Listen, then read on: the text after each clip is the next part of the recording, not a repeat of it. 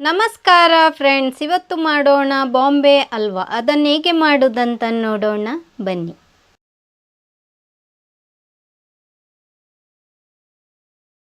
ಎರಡು ಕಪ್ಪು ಕಾರ್ನ್ಫ್ಲೋರನ್ನು ಒಂದು ಪಾತ್ರೆಗೆ ಹಾಕ್ತಾ ಇದ್ದೇನೆ.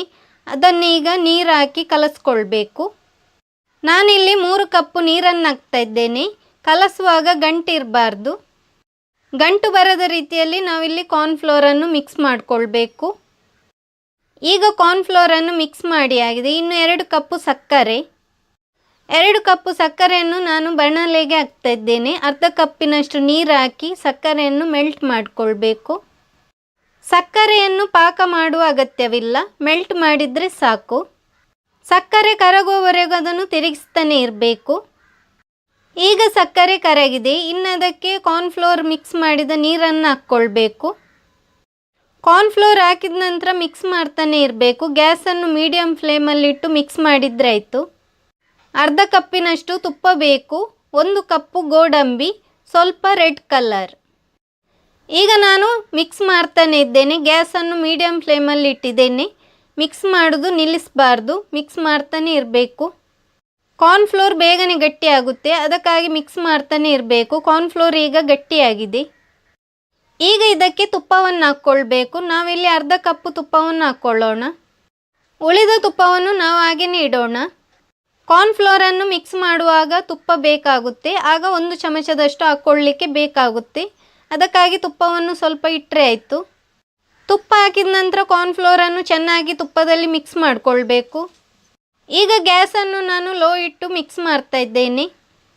ತುಪ್ಪ ನಿಮಗೆ ಮಿಕ್ಸ್ ಮಾಡುವಾಗ ಬೇಕಂತ ಇದ್ದರೆ 1 ಚಮಚದಷ್ಟು ಹಾಕ್ಕೊಳ್ಬೋದು. ನಾನೀಗ 1 ಚಮಚದಷ್ಟು ತುಪ್ಪವನ್ನು ಹಾಕ್ಕೊಳ್ತಾ ಇದ್ದೇನೆ. ಪುನಃ ಹಾಗೆಯೇ ಮಿಕ್ಸ್ ಮಾಡಿಕೊಳ್ಬೇಕು.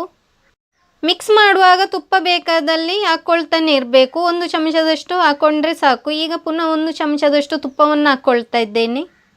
ಈಗ ಪುನಃ ಹಾಗೆಯೇ ಮಿಕ್ಸ್ ಮಾಡಿಕೊಳ್ಬೇಕು.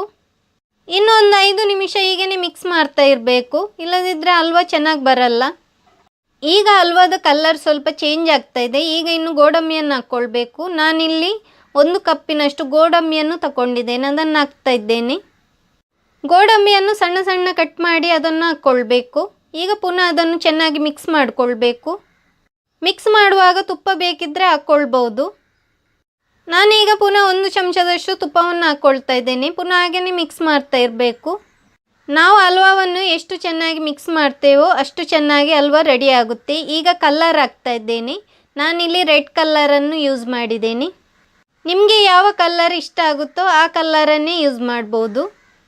ಕಲರ್ ಹಾಕಿದ ನಂತರ ಚೆನ್ನಾಗಿ ಮಿಕ್ಸ್ ಮಾಡಿಕೊಳ್ಬೇಕು. ಹಲ್ವಾವನ್ನು 2 ನಿಮಿಷ ತಿರುಗಿಸ್ಕೊಳ್ಬೇಕು. ಹಲ್ವಾ ಈಗ ರೆಡಿ ಆಗ್ತಾ ಇದೆ. ತುಪ್ಪ ಬಿಡ್ತಾ ಇದ್ದರೆ ಹಲ್ವಾ ರೆಡಿಯಾಗಿದೆ ಎಂದರ್ಥ. ಈಗ ಹಲ್ವಾ ರೆಡಿಯಾಗಿದೆ. ಒಂದು ಪಾತ್ರೆಗೆ ಇದನ್ನು ಹಾಕ್ಕೊಳ್ಳೋಣ. ಅರ್ಧ ಕಪ್ಪಿನಷ್ಟು ಬಾದಾಮನ್ನು ನಾನಿಲ್ಲಿ ತಗೊಂಡಿದ್ದೇನೆ. ಈಗ ಹಲ್ವಾವನ್ನು ಒಂದು ಪಾತ್ರೆಗೆ ಹಾಕ್ಕೊಳ್ತಾ ಇದ್ದೇನೆ. ಅದನ್ನು ಚೆನ್ನಾಗಿ ಸೆಟ್ ಮಾಡಿಕೊಳ್ಬೇಕು. ನನ್ನ ವಿಡಿಯೋ ನಿಮಗೆ ಇಷ್ಟ ಆಗಿದ್ದರೆ ಲೈಕ್ ಮಾಡಿ, ಹಾಗೆಯೇ ಶೇರ್ ಮಾಡಿ. ಈಗ ಒಂದು ಲೋಟವನ್ನು ತಗೊಂಡು ಅದರಿಂದ ಹಲ್ವಾವನ್ನು ಪ್ರೆಸ್ ಮಾಡ್ತಾ ಇದ್ದೇನೆ. ಹಲ್ವಾ ಚೆನ್ನಾಗಿ ಬರಲಿಕ್ಕೆ ಬೇಕಾಗಿ ಲೋಟದಿಂದ ನಾನು ಹಲ್ವಾವನ್ನು ಪ್ರೆಸ್ ಮಾಡ್ತಾ ಇದ್ದೇನೆ. ಇದರಿಂದ ಒಂದೇ ಲಕ್ಕ ಬರುತ್ತೆ. ಈಗ ಹಲ್ವಾದ ಮೇಲೆ ಬಾದಾಮನ್ನು ಹಾಕ್ತಾ ಇದ್ದೇನೆ. ಬಾದಾಮನ್ನು ಸಣ್ಣ ಸಣ್ಣ ಕಟ್ ಮಾಡಿ ಅದನ್ನು ಹಲ್ವಾದ ಮೇಲೆ ಹಾಕ್ತಾ ಇದ್ದೇನೆ. ಎಲ್ಲ ಕಡೆಗೂ ಹೀಗೇ ಹಾಕ್ಕೊಳ್ಬೇಕು. ಈಗ ಹಲ್ವಾವನ್ನು ಕಟ್ ಮಾಡಿಕೊಳ್ಳೋಣ.